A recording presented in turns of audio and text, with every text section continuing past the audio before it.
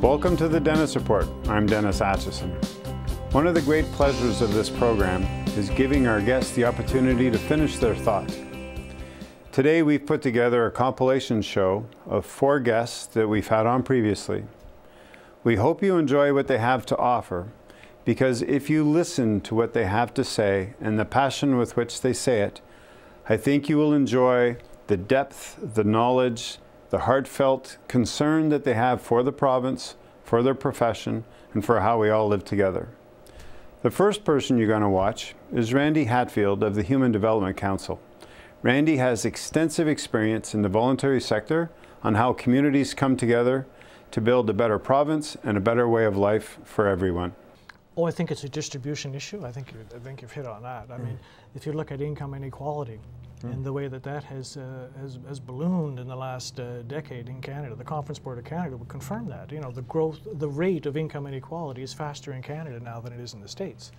If you go to equalitytrust.org in the UK, the website that looks at almost any social ill you could ever imagine, and the correlation, not necessarily causality, but the correlation anyway between income inequality and its growth, and whether it's everything from drug use and addictions to teen pregnancy to income inequality. I mean, it's all there. Can we try to do a little leap? Because as I listen to you, we're really deep into the voluntary sector, which is awesome, which is great. But at the same time, if a business person's watching this, they're going to be thinking, well, how's this going to help my business? Well, just as the business sector has ROI and P&L, return on investment and profit and loss, I think our sector is beginning to realize that we're going to have to try to find some common language, and we're going to have to use SROI, or social return on investment. And that's meant to take a look at what interventions cost, but also what kind of economic return we can see to a community. And it's spearheaded largely in Calgary right now, where every grant that the municipality makes in Calgary is squeezed through this SROI lens, which means that we have to go back to community-based organizations, and we have to start with something like, what is your theory of change? You know, again, without getting too jargony, but what are you seeking to accomplish? To interrupt, is it still perceived of as sequential, though, that this comes first and then that happens? Oh, I think so, and that's not necessarily the best way to go about it, but I mean, it does put us at the same table talking the same language. So it is the next step. And so I think it really is, and it doesn't hurt for community-based organizations to take a look at some of these. What are their performance measurement outcomes, or the key performance measures? I mean, we're getting as good with the jargon as a lot of the BBAs and MBAs. So that also gets into the common language thing. And so do you get there by the voluntary sector adopting the business's language, because that gets them across? Will the business sector ever let go of their entrenchment with how they see it's supposed to work and start to adopt some of the voluntary sector language to what is the good? I took one martial arts course in my life, and I was told that when force meets force, the greatest force always wins. So to answer your question, I'm inclined to think that maybe the sector that I'm in might have to modify its language. We may need a common language of investment and return. But let's talk about social return. And let's not talk about social impact bonds or financing it. That's another whole muddied issue that I have. And a lot of stuff can happen without money. It's just a realignment of things. And by the way, when the show ends, remind me, I'll get you some dancing lessons instead of fighting lessons. And we'll get everybody dancing together. But the problem with social return investment on any of those metrics is that I think it's pretty intuitive anyway, that if you invest in early learning, if you invest in early education, if you invest in literacy, that you're going to have long-term strategic payoffs. And the problem is, of course, we have 4-year election cycles, and that tends to be the horizon that is looked at. You know, politicians, we don't get much from throne speeches anymore. We get more from budgets, and sadly, even less and less from budgets. And fascinating dynamic, because the business sector model has its operational philosophy. And you spoke to it about return on investment. The public sector model, government model, has its 4-year election cycle that no matter what, it's going to drive a certain percentage of that beast. And the voluntary sector model, which a lot of people, because we don't talk about it a lot, so it's great to be talking about it, it's a systemic issue. And so that thing has its own 20-year, 25-year cycle. It's the continuum that we talk about in our sector that's so important. I mean, if you're talking housing and homelessness, there's a continuum there that has to be looked at. You know, it's not just, it's like the shelter system, Dennis. It's not just heads and beds. It's what you're doing with these clients and with these folks that find themselves without that first rung safety Yeah. and So of shelter. sorry, I steered you away a bit, Yeah. but I wanted to capture that point that the three sectors have their own language and their own auspices, and they got to find that sweet spot in the middle of your Venn diagram thing. Yeah. But you've found a bridge between this social return on investment language. SROI. Yeah. Yeah. So is it working out in Calgary? Could it work here? First Steps Housing in St. John, a project for pregnant and parenting teens, has received a contract to actually do an SROI analysis on their good works. And look, it's in large part to be able to go to funders and to go to government and say, you know, this type of investment will have this kind of return. The challenge, of course, is when you then go to politicians and to the political class, you have to say to them, you have to cut current expenditures, for instance, cut healthcare budget by 20% today, to retool, to invest in these chronic disease management tools or these lifestyle changes that we know are important, and secure in the knowledge that 10 years from now, this will be the outcome. That's hard. We just finished the homelessness report card in St. John, and we did a little sidebar story on Malcolm Gladwell's Millionaire Murray. You know, the chronic alcoholic in Reno that was determined to have cost taxpayers there $1 million over 10 years between emergency hospital use, the incarceration, all the host of services that were required to sustain this individual. In St. John, just last year, Dennis, we had a gentleman who deliberately threw a rock through a local jeweler on King Street in order to be sent to jail to be someplace warm and safe. And so he went to provincial court the next day after he threw this rock, and the judge had to remand him for 60 days. No plea, just remanded him because the Salvation Army was full and the Out of the Cold Emergency Men's Shelter for extreme weather hadn't opened yet. So 60 days later, the guy was called back into court and was granted an absolute discharge. And that night stayed at the temporary emergency Out of the Cold shelter. But for 60 days, at $171 a day, which is what Stats Canada says it costs to keep somebody in provincial jail, you know, we racked up a bill of over $10,000, which we know, given current market rates in St. John, would have kept him sustained in a bachelor apartment for 21 months. So, you know, it's doing that kind of math, and I think it's showing to those that are bean counters, that are looking at dollars, that are looking at deficits and debt and all that kind of good stuff, and saying, look, there's a case to be made here for strategic investments. Well, it goes to our political process, and it goes to citizen engagement. I mean, it goes to awareness. It goes to connecting the dots. That's what this is all about. If you look at voter turnouts, for instance, I mean, we could spend an hour.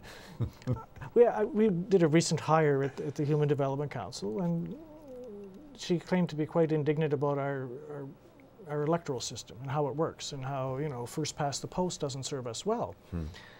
And so I guess I've been around long enough that I was leaned over and pulled from my bookshelf the Legislative Democracy final report that was issued in, 2006 or 2008 that canvassed this very subject and talked about it, and talked about, you know, proportional representation and bringing in those sorts of reforms. But there's something about our political system that it's very, very slow to respond, and you know, it's a question of voice. And trust, maybe? Oh, yeah, I'm sure that figures into it, big time. Yeah. So in some ways, the work you do in HDC and the voluntary sector in general could help rebuild that community trust, because it would help nurture those relationships, but on a different plane, not an economic plane, not a power-based or an imbalanced power-based plane. It would be a generative, creative, new solutions to old problems.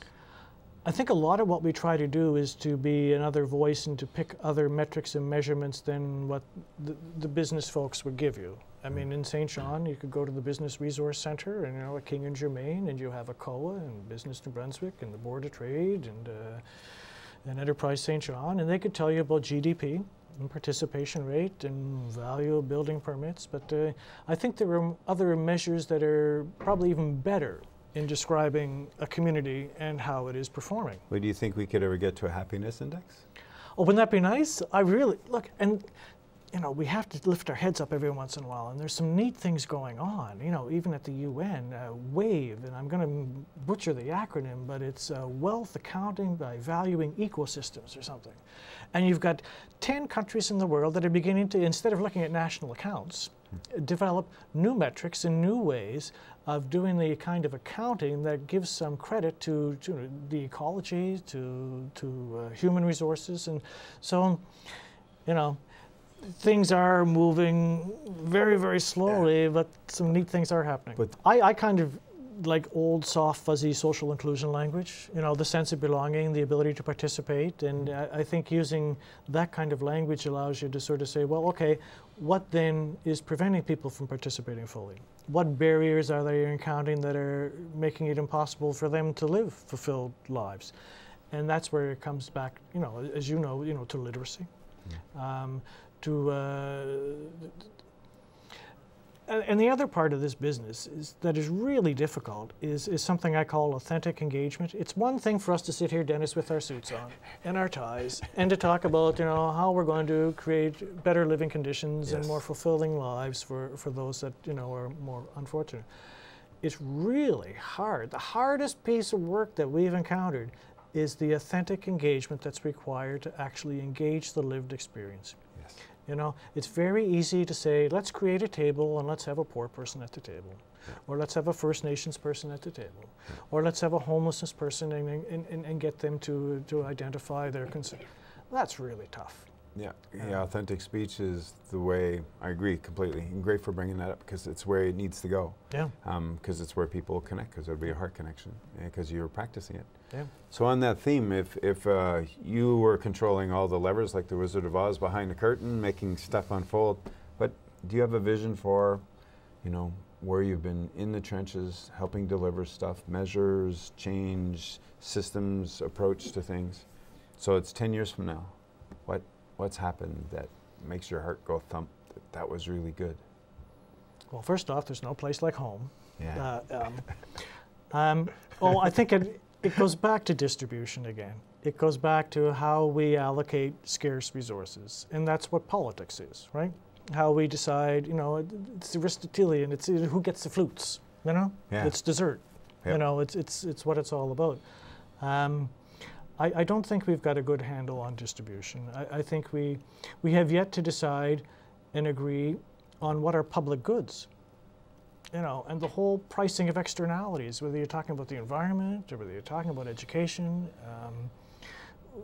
the whole challenge of demographics, you know, and that ticking time bomb is a real challenge for us. When you go play in those thought patterns and what could be, does food ever come up in the discussion? Well, food security, I haven't done a lot of work on that file. I know some people in the province that are very serious about it, and some neat things are starting to happen.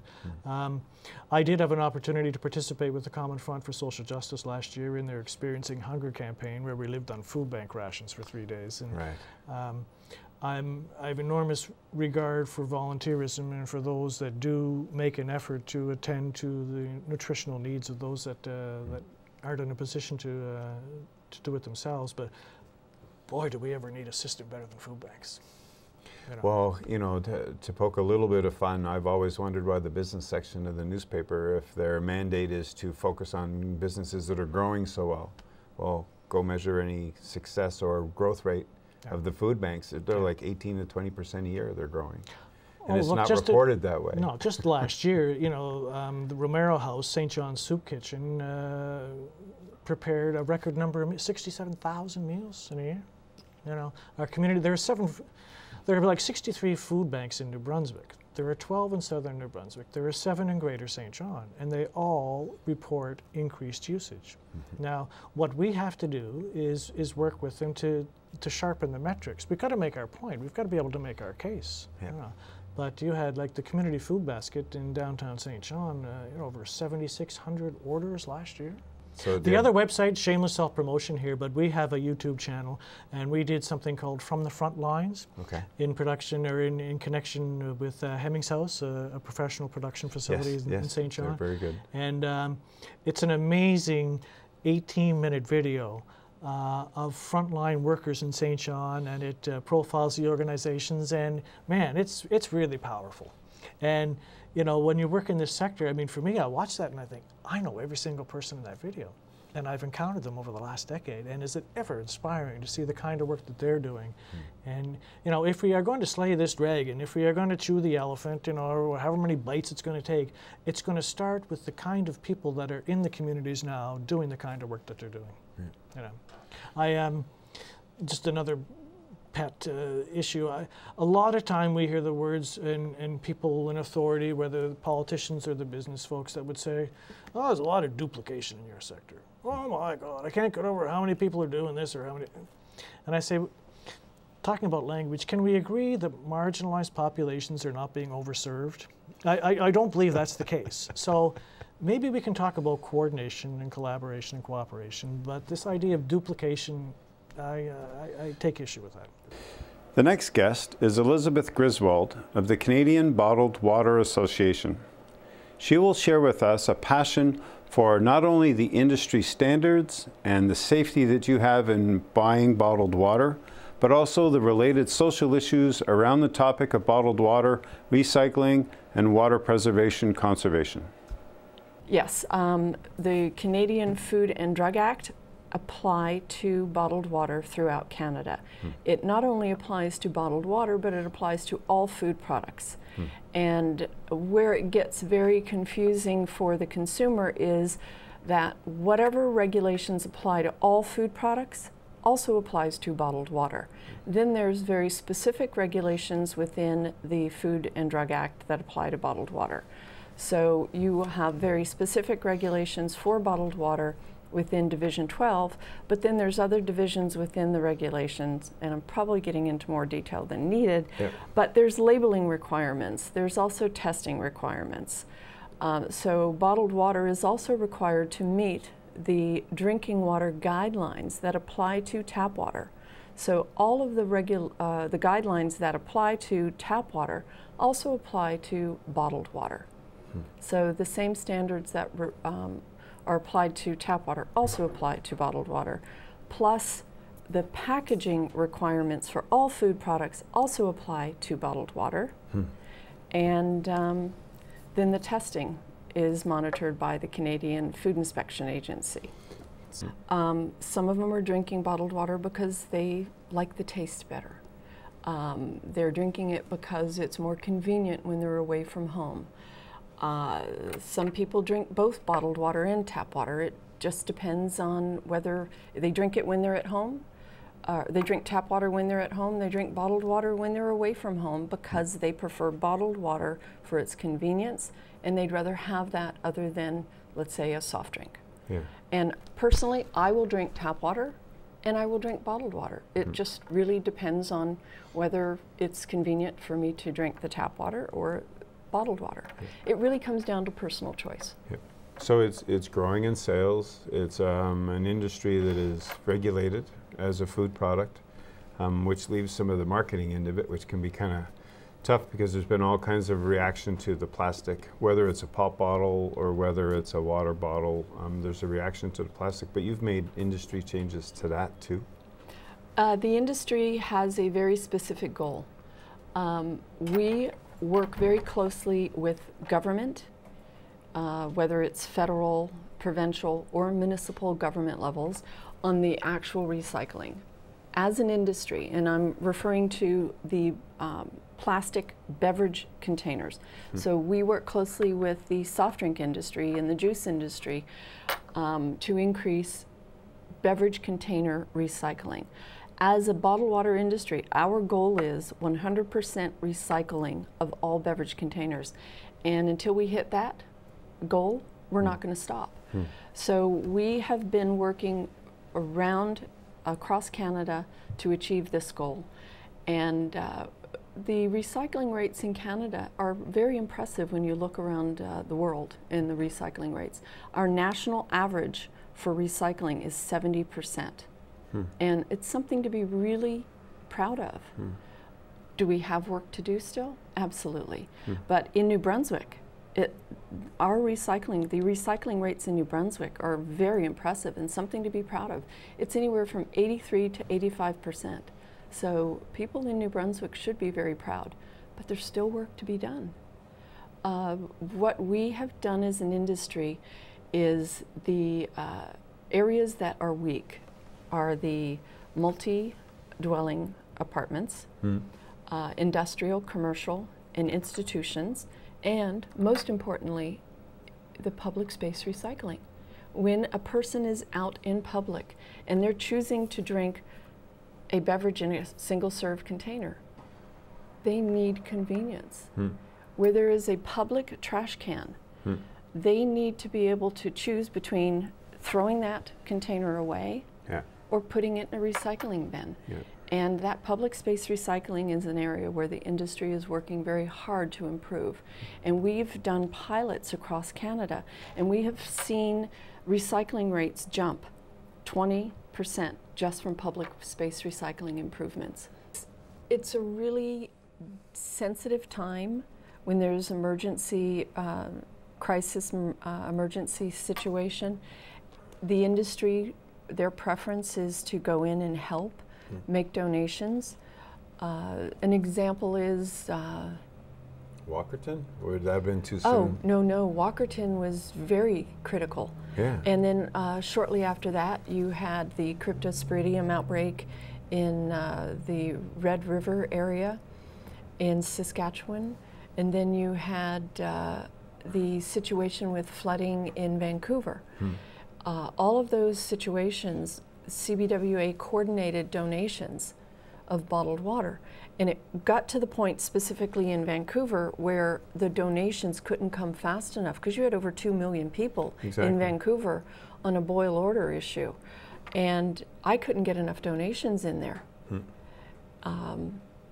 That I had made special arrangements with the federal government to allow trucks to come in from the US and clear customs. I had a special letter from the federal government allowing these trucks from bottlers that I knew in the States to get bottles of water into the Vancouver area for donations. And we don't publicize that we're donating these products. And that's because? Because we don't want to look like we're opportunist. Although we're doing it now, which is fine.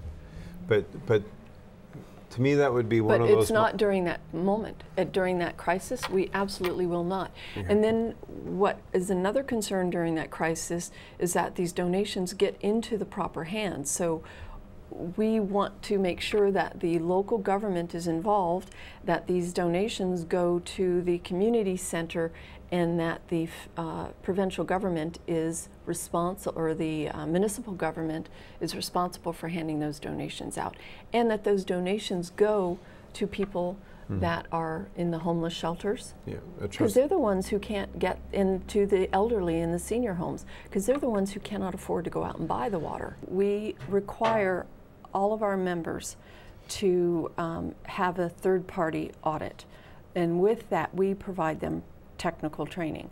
So we have a model code, and the model code I describe as our 20,000-foot description of the industry. So it's an introduction to the bottled water industry. It's available to anybody.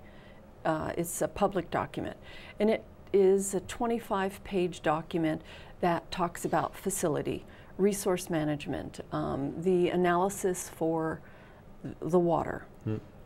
It talks about the packaging. It talks about managing your facility. So everything you need to know about the bottled water industry and getting into it, it gives you a quick overview. And then once someone gets into the industry, then we also have what we refer to as the bottled water food safety practices. And this is good manufacturing practices plus a HACCP protocol. And HACCP is basically a hazard analysis critical control points, which gets into specific details on issues in your food facility that can cause health problems and quality control problems in your in your product itself. And if you fail the HACCP part, your plant is a hazard for your product safety. So that's the area that I focus on primarily with our bottlers. And then we also have an audit handbook, which will take a bottler step by step through their facility on what they need to focus on to ensure that they pass our third-party inspection. And then we have our certified plant operator program. I know, it's very detailed. Yeah, you're really into a lot of the production detail. So this is a guide for how someone needs to study and what they need to study and understand. And it's a manual. Before they get into the business of it. Yes, and then they have to do an exam that I typically oversee, or one of my staff, and they have to pass this exam, and then they're a certified plant operator, and then they have to continue their accreditation and get re-examined re-accredited every 3 years. Mile marker, count 'em off, son. Between what once was and what's begun.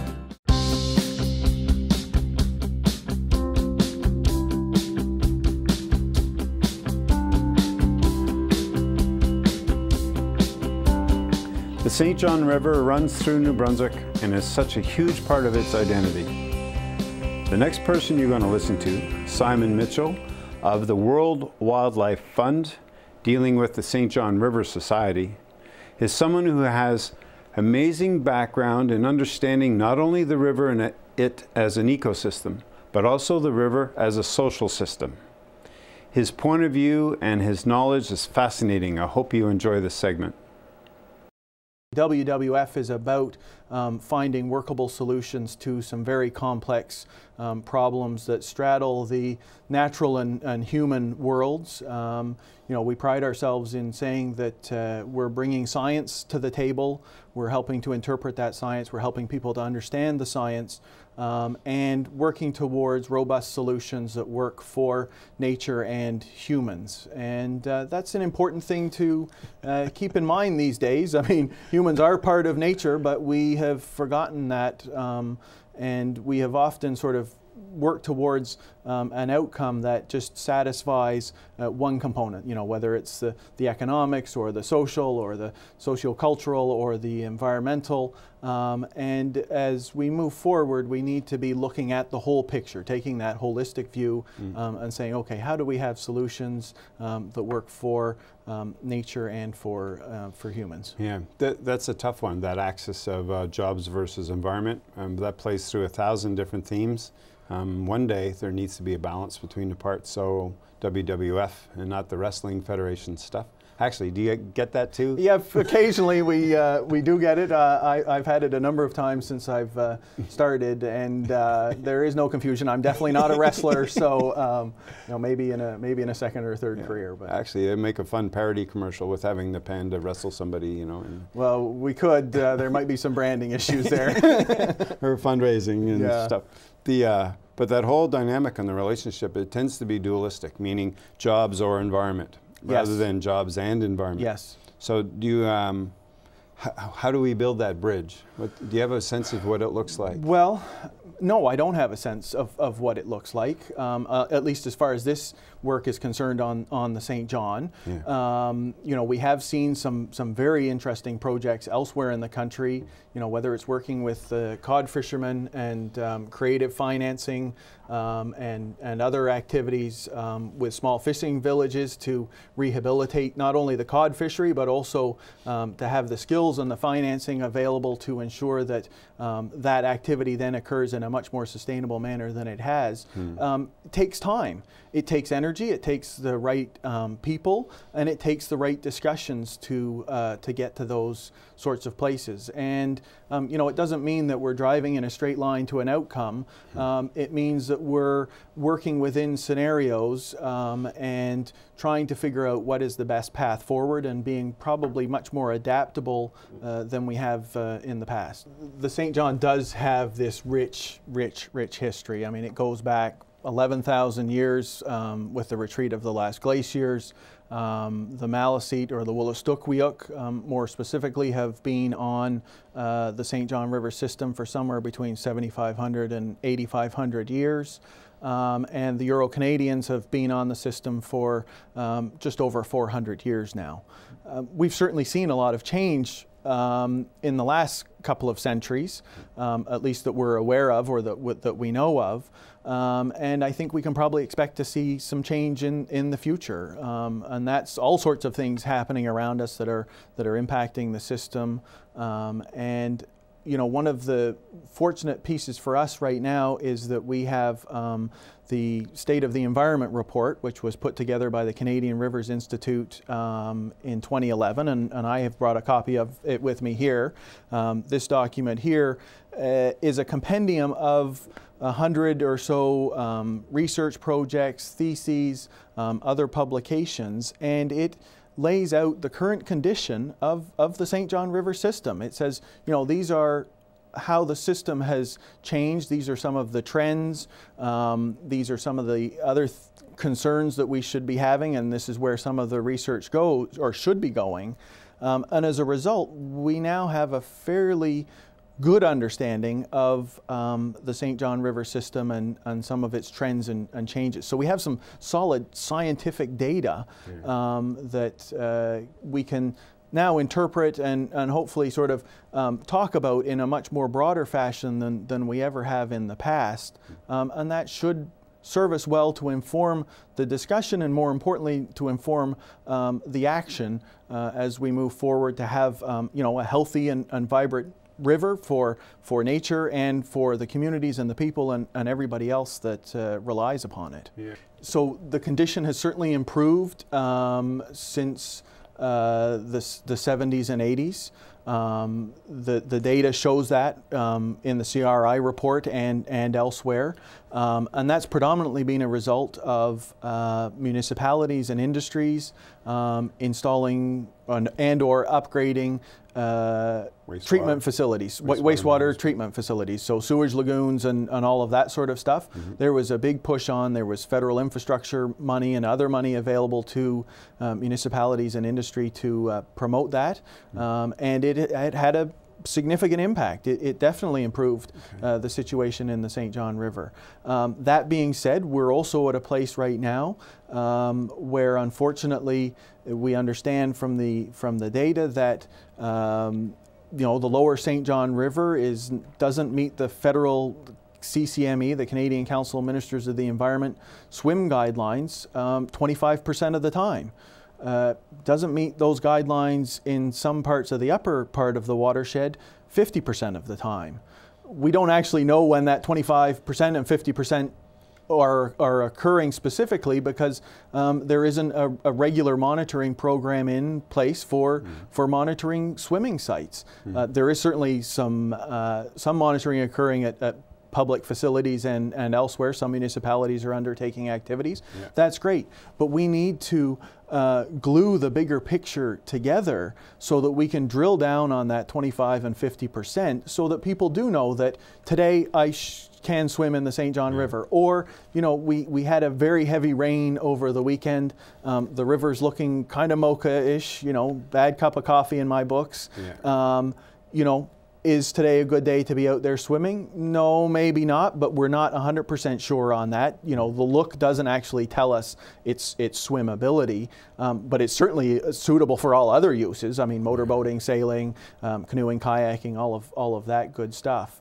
And that's part of where we want to go with this project. We believe, and others have told us, and there's certainly other examples from Australia and across Europe and even Canada, that when communities and individuals are engaged in the monitoring of their water resources, whether it be a lake, a river, or what have you, or the ocean, as they understand more about the monitoring of it and the data that is coming out from that monitoring, they inherently take a greater role in the stewardship of the resource. And that can only be good for the resource and for the human communities that rely on it. So, nice segue, because earlier we had talked about a study done by Brock, and I'd like you to go explore that. It'd be great for the viewers to hear some of the work going on. This is amazing to learn. It'll be posted on the YouTube clip, so you can get the link to see the study on the St. John River. But you also mentioned the Brock study. I don't know if it exists in electronic form for you so other people could see, but if you wander into that, but keep as part of the frame about where the change will come from for people to have a better relationship with the river, because your Brock study was about relationships with the river. Yes, essentially. So when we started this work 10 months ago, we started with the understanding that river health is important, and that there is some science to help us decide what a healthy river is, and from there we can move forward. There's two things that we've done with this project. We've not defined what a healthy river is, because that is for the communities, for the actors, for the people up and down the river system to determine. And subsequently, we've also not defined how we get to that understanding of a healthy river, and more importantly, actually, the action plan that supports a healthy river. So you didn't focus on outcomes at all? No. Or any goal at all? Well, I mean, the goal is to have an action plan in place, but that's rather undefined at this point in time. It's about the process of getting there and building the understanding of the system and where we can interact with it to improve the situation. The interesting part about the State of the Environment report was it did not pass judgment. It simply said, this is, you know, the condition as we see it, or this is the trend, or, you know, or these are some issues that we should be concerned about. So that's half of the puzzle sort of completed as we get to the starting line.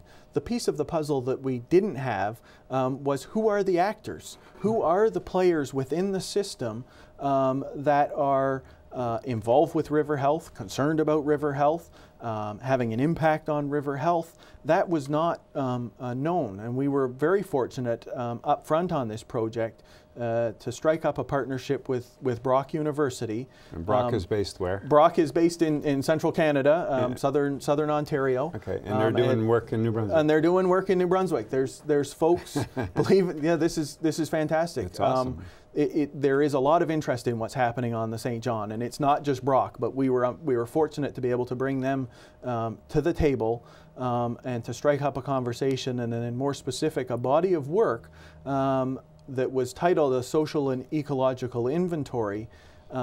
Its sole purpose is to get a snapshot of who the actors are within the system, what are their perceptions about river health, what is the nature of their relationship with other actors and agencies and stakeholders and rights holders and what have you within the system. Because up to this point, because it's sort of been management by default, that hasn't been known. That social network has not been known, and it's important to at least have an attempt at characterizing that early on. That will provide us an opportunity to reflect on it later on, to see how that social network changes and how the relationship changes. And it has provided us with some initial information around who the stakeholder agencies and rights holders and groups and industries and municipalities are, so that we can move forward in a systematic fashion. We're not sort of, you know, scattergun approach and all over the place. We're able to characterize some of the work that's going on out across the landscape, because there is in fact a lot of really good things happening by many groups and agencies throughout the St. John River system. And so we can start to build stronger connections between those groups and agencies, and then also between those groups and agencies and the general population and the public and the folks that are using the river, so that everybody can better understand where we are in this point in time, and from that place and understanding, we will be able to move the discussion forward and work towards an action plan that supports a healthy St. John River. Yeah. It's really neat stuff. This social ecological inventory, social network analysis is leading edge. I'm sitting here listening to you going, okay, like, I get it, but I want you to get, it's like Facebook for the river, you know? Yeah, exactly. And so I've brought a couple of slides along with me just to sort of help capture this. There. But this is an example. I mean, it's got lots of colors and you can't read it per se. I'll do this. But that is a snapshot of the social network, or at least the portion of the social network that we were able to capture through the social ecological inventory. So for our audience watching this, if they can imagine any community grapevine. That's right, yeah. And you get on the phone, and everybody knows up and down the river before it ever hits the newspaper, before, you know, people know the way information moves. But to come along and measure it, and give it a strength of relationship, that this is a strong relationship and this one's like 3 steps removed. It reminds me of Facebook, for a lack of another example that can hit a lot of people, that, you know, you've got 2 mutual friends, you've got 5 mutual friends, you've got that. Is it close to that? It's along those lines. One of the purposes of this is to determine who is doing what and where as it relates to river health across the whole system. So do you have the whole river? So yeah, we have down captured. in St. John would be really intense. Yeah, and in other spots it would be more. We're in the process of, or the researchers more specifically. I mean, we have some initial results, and it's going to go through some more analysis. Certainly, one of the hopes is to have a map that shows the whole St. John River watershed and where the various activities by sort of broad categories are occurring. Like a relationship map? Yeah, this is the first time that anybody has looked at the whole St. John River system as a whole. We've got to remember, this is contained within 2 provinces, New Brunswick and Quebec, within the state of Maine, and across a federal jurisdiction. Yep. As a result, you know, sometimes the left hand doesn't know what the right hand is doing, and there's certainly been instances of that throughout, you know, the water world across Canada over the years, and throughout many sectors. The time has now come, though, for us to break down those silos and to work across all sectors and all activities, so that we can have a much more strategic approach, and we can learn from the lessons, the good things that are happening throughout the watershed. We can share those stories up and down the river to help us move the mark on a healthy river and on healthy communities. Peter Linfield of the Carlisle Institute will share with us his knowledge on economics, world development, and how those elements come to play here in New Brunswick. We're at a time where we need new solutions to old standing challenges, and Peter provides much insight into some directions we may go as a province and as a country. Well, it's a good point that we have a small economy. So it's worthwhile to remember that the entire population of New Brunswick, at roughly 780,000, as you say, is roughly that of Mississauga. Yeah. And we are distributed across a fairly large geography, and this geography consists of not only the 3 major cities in the south, but also some smaller cities in the north, and a fairly large rural area, and a very high degree of asymmetry when it comes to demands that are being placed on the economy in those areas. Sure. Well, forestry is one area that still sustains a large number of jobs, and I think that it's a challenge to talk about forestry without talking about J.D. Irving, because they are obviously a prominent player. I think that they have, if not single-handedly, saved some of the forestry industry in the province. They have adapted in ways that are consistent with being competitive in an industry where being in the wrong place at the wrong time could cause some enormous challenges. So it's true that they've shut down a number of mills, and that the industry itself doesn't bear much resemblance to what it was in the 40s and 50s, as I said earlier. But at the same time, the big mill in St. John, for example, which now works with fiber and produces diapers and tissue, is altogether different than the industry that produced pulp and logs for sawmills in the 1950s or so. And it's becoming a contest between balancing the needs of the industry at large, which includes not only Irving but also smaller players, and challenges that are presented by the environment that are going to create some interesting times for that industry going forward. But there's a much larger number of competitors that now have jumped onto the scene, so that if you're looking at pulp, for example, there are firms in Brazil that have much lower costs, total operating costs, and have lower labor costs, lower costs everywhere, so that their cost footprint is much lower, much smaller than could be the case here. And they have the added advantage of being able to work with trees that grow all year round. They can be harvested by bespoke machinery that's much less expensive, manned by individuals who are paid significantly less than those that need to be paid here. So it's an industry that's in transition. And if I knew where that transition was going to lead, I would make a large investment in that today, and then I'd be looking at retiring sometime tomorrow.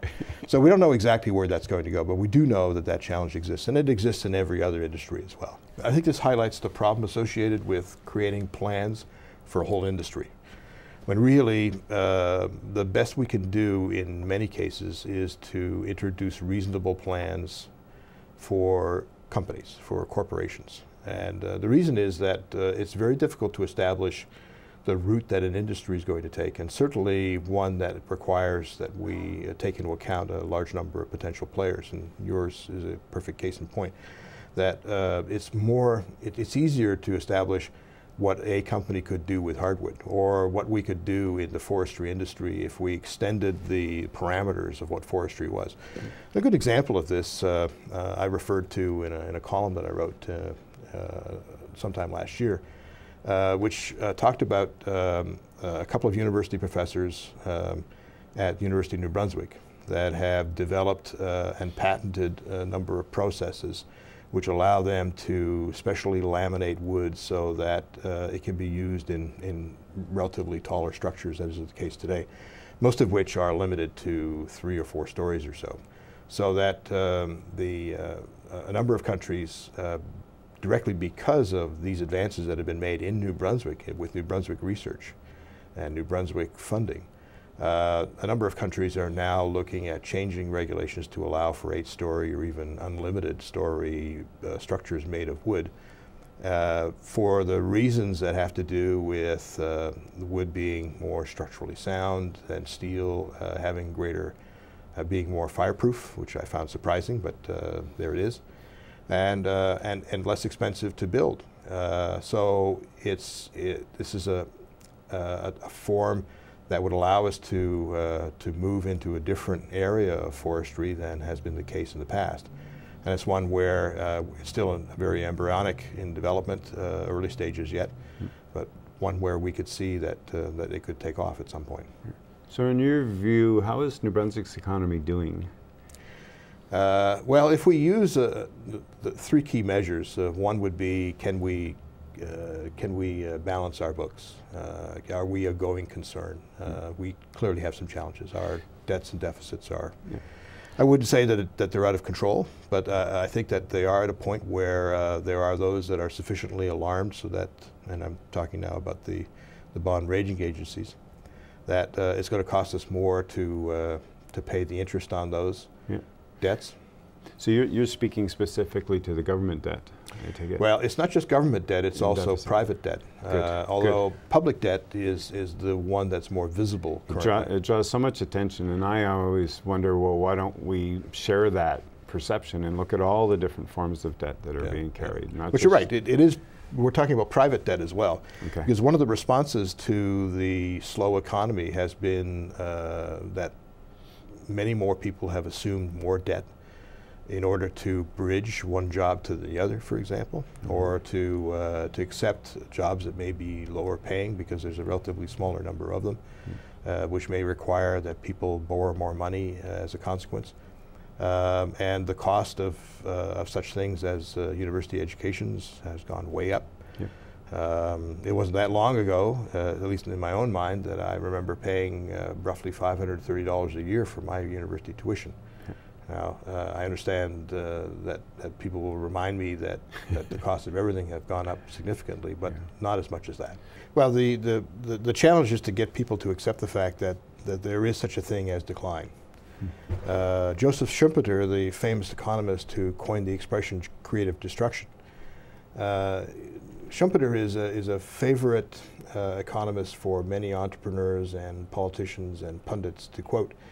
But they always quote Schumpeter assuming that they're the ones that are doing the destroying, and not the ones that are being destroyed.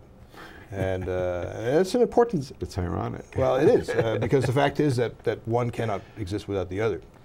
So, and in some cases, we're not really looking at destruction as much as we are reconfiguring. Slow motion train wreck, in which you can identify at various stages that this is a less than desirable state of affairs and so forth. A good example of where that was possible and where actually we got the analysis was with Detroit. So that mainstream media recently ran stories on how Detroit had to declare bankruptcy, and to many people it was a shock. And the way in which the stories were reported in the mainstream media suggested that there were good reasons for believing that it was a shock. But I have a small library at home of books that were written on Detroit and how Detroit was headed for disaster.